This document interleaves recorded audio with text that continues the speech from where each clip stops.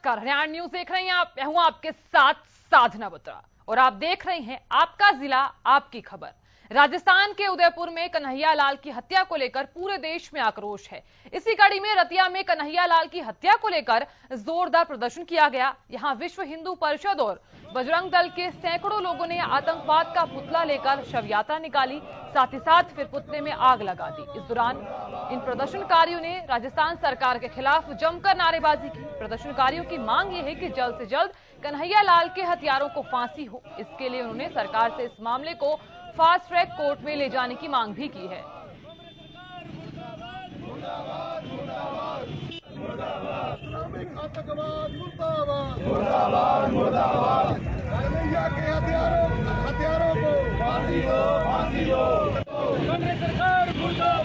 पूर के अंदर इस्लामिक आतंकवादियों ने शरेआम एक दर्जी की दुकान पर जाके, कन्हैया लाल जी की दुकान पर जाकर उसका सर धड़ से अलग कर दिया है और उन्होंने इतनी बेखौफी से हत्या की, उनकी वीडियो बनाकर जारी करते हैं और ये सारे हिंदू समाज के ऊपर तमाचा मारने का काम कर रहे हैं। हम केंद्र की सरकार से अनुरोध करते हैं, राजस्थान के अंदर हिंदुओं की सुरक्षा को सुनिश्चित किया जाए।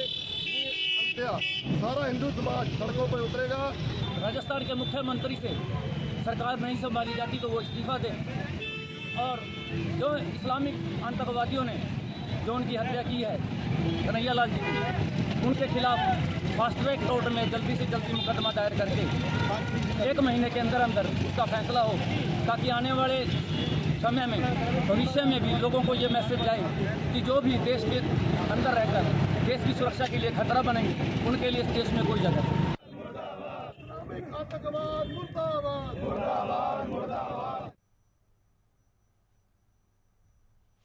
और वहीं पूरे देश में अग्निवीर योजना को लेकर चाहे कितना भी हंगामा क्यों ना हुआ हो, लेकिन झज्जर की तस्वीरों ने देश का सर एक बार फिर गर्व से उठा दिया है। दरअसल अग्निवीर के लिए आवेदन करने पहुंचे युवा की आंखों में गर्व और जोश नजर आया। इन युवाओं ने कहा कि ये उनके लिए काफी गर्व की बात है, वो सेना में जाएंगे। उन्होंने कहा कि 4 साल क्या 4 सेकंड के लिए भी सेना में भर्ती होना, सेना की वर्दी पहनना उनके लिए सम्मान की बात है। इतना ही नहीं, इन युवाओं के परिजनों में किसी बात का शिकन नजर नहीं आया। परिजनों ने कहा कि ये गर्व की बात होगी कि उनका बेटा और बेटी सेना की वर्दी पहनेंगे, देश की सेवा करेंगे। उन्होंने ये भी कहा कि 4 साल बाद जो किस्मत और भाग्य में लिखा होगा वही होगा।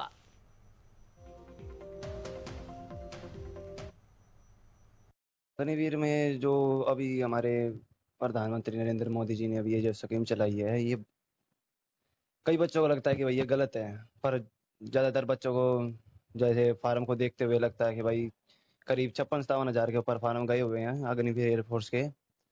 तो इसको देखते लगता है कि भाई ये स्कीम जो है बहुत अच्छी है कि भाई अगर अभी भर्ती होते हैं करीब 17-18 की उम्र में, तो आने वाले 4 साल के बाद 4 साल में रिटायरमेंट होने की वो होती है नौकरी के लिए, और फिर आके हम अपना यहाँ पे वापिस आके काम धंधा शुरू कर सकते हैं। क्योंकि हर एक नागरिक की इच्छा होती है कि अपनी देश की सेवा करे, फौज में जावे, उसके वर्दी पहने, उसमें ज्वाइनिंग करे, देश की सेवा करे। हर एक नागरिक की इच्छा होती है, तो इसीलिए सरकार ने हमें भी मौका दिया है 4 साल के लिए। 4 साल के लिए नहीं तो 4 मिनट के लिए भी सेवा करनी पड़े तो हम करेंगे। तो उधर तो शाम के गांव कैरू में मुख्यमंत्री अंत्योदय परिवार उत्थान योजना के तहत तीसरे चरण के मेले का आयोजन किया गया। दरअसल ये मेला गरीब परिवारों को विभिन्न योजनाओं का लाभ दिलवाना, उसके साथ साथ बैंकों से ऋण उपलब्ध करवाकर स्वरोजगार के अवसर पैदा करना है, ताकि ऐसे परिवारों की सालाना आय को बढ़ाया जा सके, गरीब जो लोग हैं उनका जीवन स्तर ऊंचा उठ सके। मेले में संबंधित विभाग के अधिकारी मौजूद थे, जरूरतमंद के आवेदन लिए गए।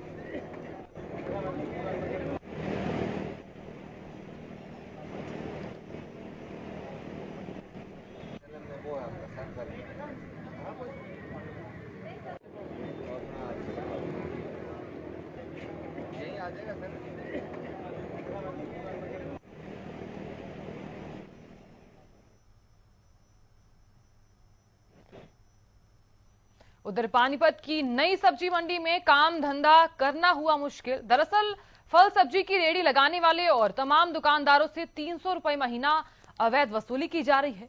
वहीं चाय वाले से 2000 से 3000 तक वसूली करते हैं। वसूली ना देने पर मारपीट की जाती है, जिस कारण सभी दुकानदार और सब्जी विक्रेता एसपी ऑफिस अपनी परेशानी बताने पहुंचे।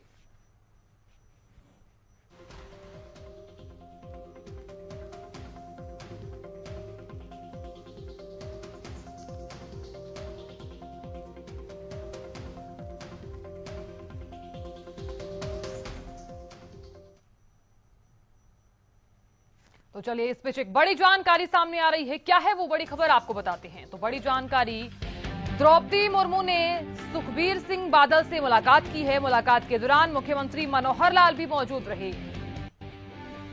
तो आपको बताएं कि द्रौपदी मुर्मू ने सुखबीर सिंह बादल से समर्थन मांगा है, यानी कि सुखबीर सिंह बादल ने समर्थन करने का ऐलान किया है। राष्ट्रपति चुनाव में द्रौपदी मुर्मू को समर्थन करेंगे। तो सुखबीर सिंह बादल यानी कि अकाली दल ने समर्थन का ऐलान कर दिया है। द्रौपदी मुर्मू ने सुखबीर सिंह बादल से मुलाकात की। मुलाकात के दौरान मुख्यमंत्री मनोहर लाल भी उनके साथ मौजूद रहे। आपको बता दें कि द्रौपदी मुर्मू ने सुखबीर सिंह बादल से समर्थन मांगा। सुखबीर सिंह बादल ने समर्थन करने का ऐलान कर दिया है। बड़ी जानकारी, तो इस खबर से जुड़ी हुई कुछ तस्वीरें भी हम आप तक पहुंचा रहे हैं कि मुलाकात की, यानी कि उस पल की तस्वीरें आप तक पहुंचा रहे हैं। तो सुखबीर सिंह बादल से मुलाकात की है। मुलाकात के दौरान मुख्यमंत्री मनोहर लाल भी मौजूद रहे। द्रौपदी मुर्मू ने सुखबीर सिंह बादल से समर्थन मांगा है। तो वहीं समर्थन करने का ऐलान भी किया गया है। राष्ट्रपति चुनाव में द्रौपदी मुर्मू को समर्थन करेंगे सुखबीर सिंह बादल ने ये तमाम बातें साझा की हैं। केंद्रीय मंत्री भी उनके साथ मौजूद रहे। तो इस खबर से जुड़ी हुई कुछ तस्वीरें भी हम आप तक पहुंचा रहे हैं। तो आपको बता दें कि द्रौपदी मुर्मू इस वक्त चंडीगढ़ में हैं।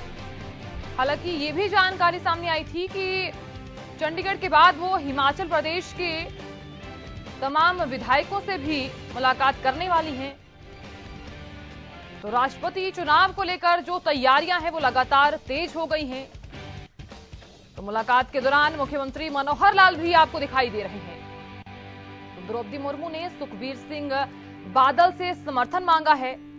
तो आपको ये भी बता दें कि सुखबीर सिंह बादल ने समर्थन करने का ऐलान किया है, यानी कि राष्ट्रपति चुनाव में द्रौपदी मुर्मू को सुखबीर सिंह बादल समर्थन करेंगे। यानी कि अब द्रौपदी मुर्मू को अकाली दल का भी समर्थन मिल गया है। एक बड़ा ऐलान किया है सुखबीर सिंह बादल ने। तो तमाम जो मंत्री हैं इस दौरान वो भी मौजूद हैं। द्रौपदी मुर्मू ने सुखबीर सिंह बादल से समर्थन मांगा। तो सुखबीर सिंह बादल ने समर्थन करने का ऐलान कर दिया है। राष्ट्रपति चुनाव में द्रौपदी मुर्मू को वो समर्थन करेंगे सुखबीर सिंह बादल। केंद्रीय मंत्री अर्जुन राम मेघवाल, अनुराग ठाकुर भी इस दौरान मौजूद हैं। हालांकि इन तस्वीरों में देखा भी जा सकता है। तो कहीं ना कहीं अब अकाली दल का भी समर्थन मिल गया है। तो राष्ट्रपति पद के उम्मीदवार को अकाली दल का भी समर्थन मिल गया है। सुखबीर सिंह बादल ने समर्थन करने का ऐलान कर दिया है। बड़ी जानकारी बता रहे हैं। तो चलिए बढ़ते आगे, एक और बड़ी जानकारी, क्या है वो बड़ी खबर आपको बताते हैं। तो सिरसा से बड़ी जानकारी, किसानों पर दर्ज मुकदमा रद्द होगा। बड़ी जानकारी, डिप्टी स्पीकर रणवीर गंगवा पर हमला मामला, जिला उपायुक्त ने गृह विभाग को पत्र लिखा है। मुकदमा निरस्त करने को लेकर पत्र लिखा है। किसान नेताओं ने उपायुक्त से मुलाकात की थी। मुकदमा रद्द करने को लेकर यह मुलाकात की गई थी। सिरसा से बड़ी जानकारी, किसानों पर दर्ज मुकदमा रद्द होगा। डिप्टी स्पीकर रणवीर गंगवा पर हमले का है पूरा मामला। जिला उपायुक्त ने गृह विभाग को पत्र लिखा है। मुकदमा निरस्त करने को लेकर यह पत्र लिखा गया है। किसान नेताओं ने उपायुक्त से मुलाकात भी की थी। ज्यादा जानकारी के साथ मेरे सहयोगी सिरसा से अमित जुड़ गए हैं। अमित, क्या है पूरा मामला, पूरी जानकारी दें। साधना, अगर बात करें इस मामले की, जब 3 कृषि कानून लागू हुए थे उस दौरान किसानों ने आंदोलन किया था और आंदोलन के दौरान सिरसा की अगर बात करें तो करीब 22 मुकदमे दर्ज हुए थे अलग अलग थानों में, उसको लेकर किसान संगठनों के प्रतिनिधियों के खिलाफ। और उसी बीच जो 11 जुलाई 2021 को डिप्टी जो स्पीकर है रणवीर गंगवा वे सिरसा में आए थे और इस दौरान उनकी गाड़ी पर पथराव हुआ था। इस सिलसिले में भी एक मुकदमा दर्ज हुआ था। हालांकि 22 में से 21 जो मुकदमे हैं वो पहले ही समझौते के तहत जो निरस्त किए जा चुके थे, लेकिन एक जो ये मामला है अब तक जो चला आ रहा है, कायम है। इसको लेकर लगातार किसान संगठन भी अपने मांगे रखते रहे हैं। पहले उन्होंने उपायुक्त से मुलाकात की, उसके बाद डिप्टी स्पीकर रणवीर गंगवा से ही मुलाकात की और अब जो है उपायुक्त सिरसा अजय सिंह तोमर की ओर से गृह विभाग को इस सिलसिले में पत्र लिखा गया है और इस मुकदमे को लेकर निर्देश देने की बात की गई है ताकि आगे निरस्त करने की कार्रवाई की जा सके। जी अमित, बात की जाए यहाँ पर मुकदमा निरस्त करने को लेकर ये पत्र लिखा गया है, अगर इसी की बात की जाए तो और क्या जानकारी दे सकते हैं आप इस पूरे मामले को लेकर? अगर बड़ी बात की जाए इस पूरे मुकदमे में सिरसा के जो डीएसपी थे संजय बिश्नोई, इस मुकदमे के को लेकर इसमें लापरवाही बरतने को लेकर उन्हें विभाग की ओर से सस्पेंड भी किया गया था।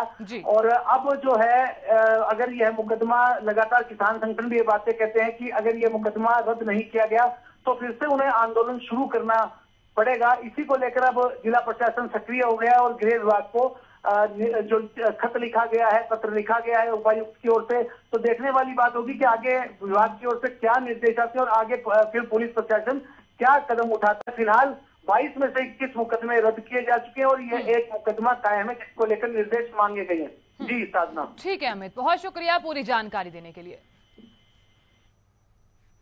तो बड़ी जानकारी बता रहे हैं आपको सिरसा से। तो चलिए अब खबरों में आगे बढ़ लेते हैं। यमुनानगर में देर रात जगाधरी आरटीओ विभाग ने ओवरलोड वाहन चालकों पर कार्रवाई करते हुए 12 ट्रकों को पकड़ा है, जिनके खिलाफ कार्रवाई करते हुए लाखों रुपए का जुर्माना लगाया गया है। वहीं इस दौरान डीटीओ डॉक्टर सुभाष चंद्र ने बताया कि उनकी टीम ने जून महीने में बड़े वाहनों को पकड़कर करीब 1.5 करोड़ रुपए का जुर्माना वसूला है। कोई भी वाहन चालक सड़क किनारे वहां में खड़ा नहीं कर सकता, यानी कि जो वाहन है वो वहां पर खड़ा नहीं कर सकता है। अगर ऐसा करता हुआ वो पाया जाता है तो उसके खिलाफ सख्त कार्रवाई की जा सकती है।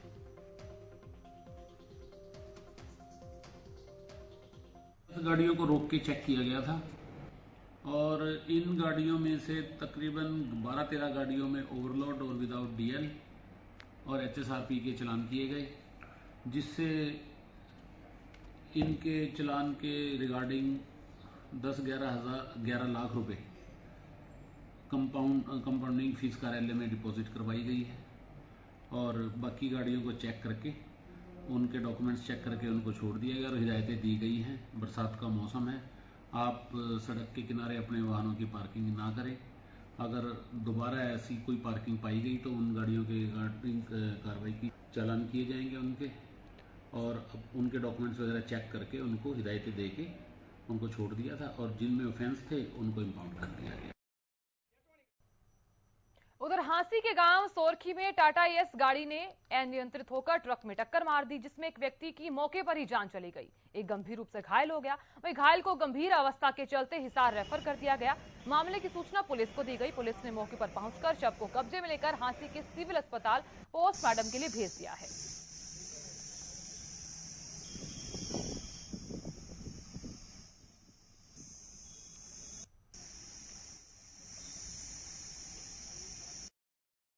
किसी कंपनी के काम से अपने ये आए थे गंगानगर, वापसी जा रहे थे। ड्राइवर की लापरवाही से गाड़ी रास्ते में एक्सीडेंट हो गया, जिसमें मेरे भाई का मृत्यु हो गई। क्या नाम था भाई का? धर्मेंद्र सिंह, सनाब अनिरुद्ध सिंह। कहाँ के रहने वाले? ये जिला गोंडा के रहने वाले थे। उससे रात को एक एक्सीडेंट हुआ है जिसमें एक छोटा हाथी था जो कि हांसी की तरफ से दिल्ली की तरफ जा रहे थे।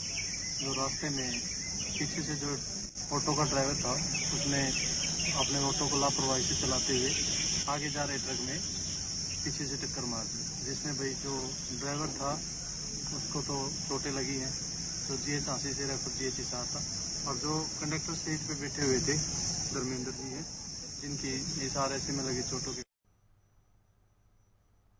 उधर सोनीपत पुलिस ने हॉट चेंज में झपटमार गैंग को गिरफ्तार करने में सफलता हासिल की है। बता दें कि स्नेचर दिल्ली, गाजियाबाद समेत सोनीपत में कई वारदात को अंजाम दे चुका है। वहीं गिरफ्तार आरोपी निशांत और आशुतोष यूपी के लोनी के रहने वाले हैं। हालांकि मामले की जांच में पुलिस जुट गई है।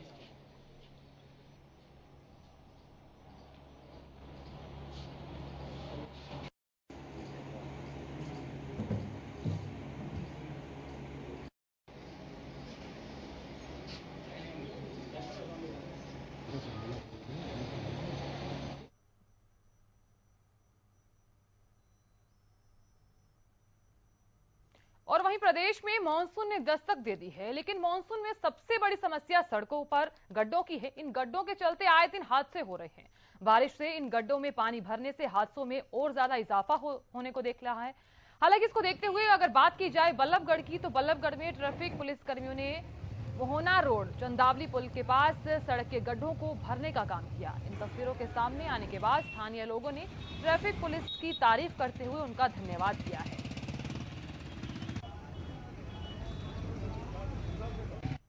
बरसात के समय जो बरसात हुई है उससे गड्ढे हो गए और हमने जेसीबी ले जा करके और ये रोडों से ठाई है, जो जीपीएस जो मिट्टी और उसमें वो है रोडा, वो हमने उठाए और उन गड्ढों में भरवाएं जिससे कोई हादसा ना हो। उधर हरियाणा के सरकारी स्कूलों में पढ़ने वाले छात्रों को प्रतियोगी परीक्षाओं के लिए अब शुरू से ही तैयार किया जाएगा। जी हां, सरकार 9वीं कक्षा के छात्रों को कोचिंग उपलब्ध कराने की तैयारी में है। दरअसल गुरुवार को पंचकुला के इंद्रधनुष ऑडिटोरियम में बुनियाद कार्यक्रम का शुभारंभ किया गया। सेकेंडरी शिक्षा विभाग के महानिदेशक डॉक्टर जे गणेशन की तरफ से प्रदेश के 51 बुनियाद सेंटर से एक साथ कार्यक्रम की शुरुआत की गई। बताया जा रहा है कि इस बुनियाद योजना में 2 चरण होंगे। पहले चरण में प्रत्येक जिले से करीब 150 से 200 बच्चे ऑनलाइन कोचिंग लेंगे। 3 जुलाई से कोचिंग के लिए रजिस्ट्रेशन प्रक्रिया शुरू होगी। 18 जुलाई तक ये रजिस्ट्रेशन होगा। पहले चरण में मेरिट में रहने वाले 400 छात्रों को दूसरे चरण में NTSE की तैयारी करवाई जाएगी, जबकि बचे हुए छात्रों को जेई और नीट की तैयारी करवाई जाएगी। इन बच्चों का चयन भी परीक्षा के आधार पर ही किया जाएगा।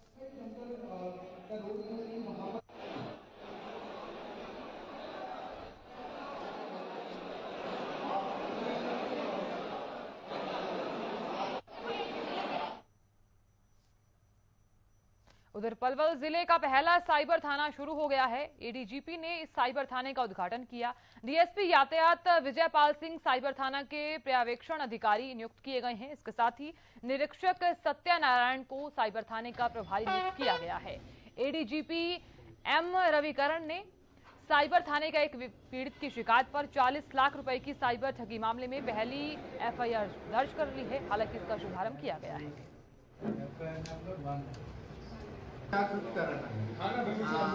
अलग से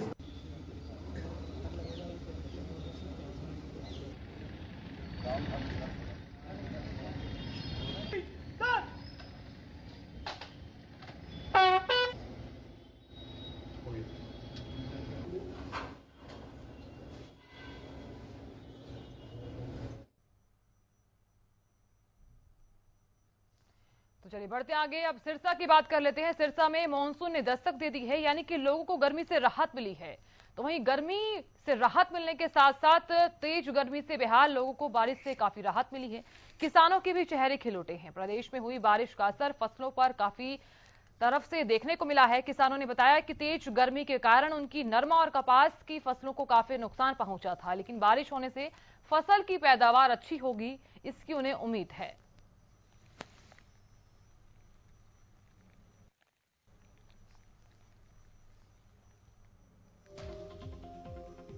बारिश बहुत बढ़िया होगी जी, मौसम बढ़िया है, फसलों के लिए अच्छा है सब। और पहले फसलें खराब हो रही थी, बहुत नरमा जल रहा था, अब चूना जाना लगाने में अच्छा, सब काम अच्छा होएगा।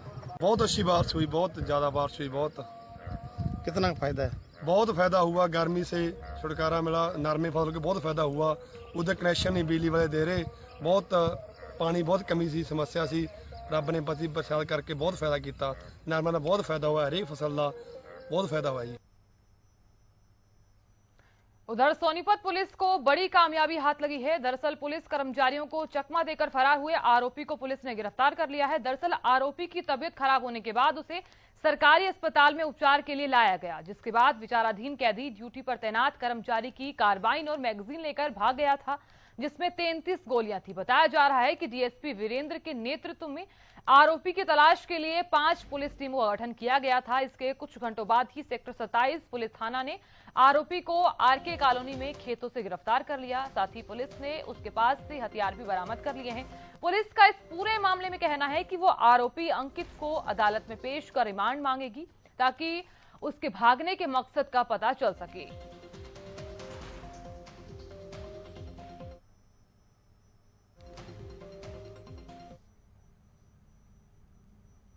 उधर सोनीपत के कच्चे क्वार्टर में एक महिला ने फांसी लगाकर आत्महत्या कर ली। बताया जा रहा है कि महिला काफी समय से पारिवारिक कलह से परेशान थी, डिप्रेशन में थी, जिसके बाद देर रात महिला ने फांसी लगाकर आत्महत्या कर ली। सूचना के बाद मौके पर पहुंची पुलिस ने महिला के शव को पोस्टमार्टम के लिए भेज दिया। पुलिस ने बताया कि महिला की उम्र 40 साल है, उसके 2 बच्चे हैं। 2 दिन पहले महिला ने अपने बच्चे का जन्म दिवस भी मनाया था। फिलहाल पुलिस इस पूरे मामले की जांच में जुटी है।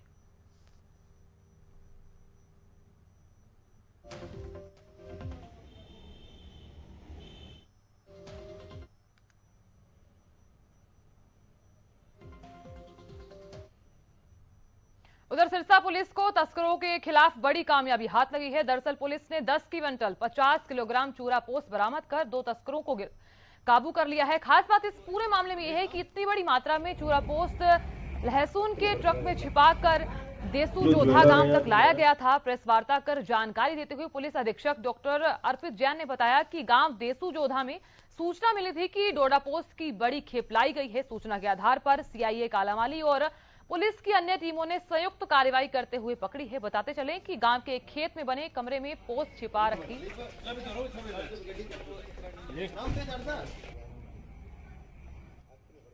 कल एक गुप्त सूचना के आधार पर जो देसू जोधा क्षेत्र है, वहां पर हमारी सीआईए कालावाली और डीएसपी डब्बाली के नेतृत्व में रेड की गई, जिसमें कि 1050 किलो डोडा चूरा पोस्त मिला है, मतलब 10 क्विंटल और 50 किलो। तो उसमें 2 लोग हैं जिनको गिरफ्तार किया गया है। एक का नाम है सुरेंद्र, दूसरे का नाम है हरगोविंद। और बाकी पूरा जो नेटवर्क था इस पे, उसके विषय में भी हम लोग पूरी कार्रवाई कर रहे हैं।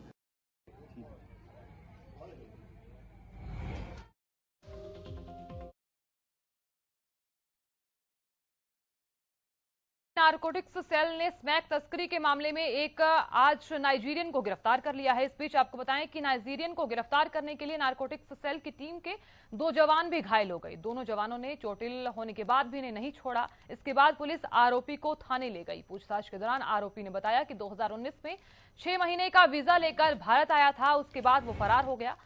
वो यहां कपड़ों के बिजनेस की आड़ में स्मैक बेचने का धंधा कर रहा था। वहीं पुलिस आरोपियों से पूछताछ के लिए ट्रांसलेटर का भी बंदोबस्त कर रही है। बता दें कि 2 दिन पहले ही विदेश से लौटे 2 युवकों से 150 ग्राम स्मैक बरामद हुई थी। ये दोनों इंग्लैंड और बहरीन से नशे की लत के चलते भारत डिटेन किए गए थे। इन्हीं आरोपियों की निशानदेही ने अब इस आरोपी को गिरफ्तार किया है। 2 हमने आदमी हुड्डा से पकड़े थे जो इनसे स्मैक लेके आते थे। तो विक्की और एक लड़का और था उसके साथ। उनका जो इंसाफ था, उन्होंने बतलाया था कि हम नाइजीरिया का एक व्यक्ति है, नाइजीरियन, दिल्ली से, उससे ये सामान लेके आते हैं। तो उनकी निशानदेही पे इसको हमने गिरफ्तार किया। एक्चुअल में जो अभी प्रारंभिक जांच में आया है, ये आया है कि ये एक तो हौजरी का काम करता है, टी शर्ट और लोअर्स वगैरह का, और दूसरा ये चीज की सप्लाई देता है। ये अपनी लैंग्वेज में इसको स्टफ बोलते हैं, लेकिन ये होता चिट्टा है। ये स्मैक का, हीरोइन का ही एक रूप है।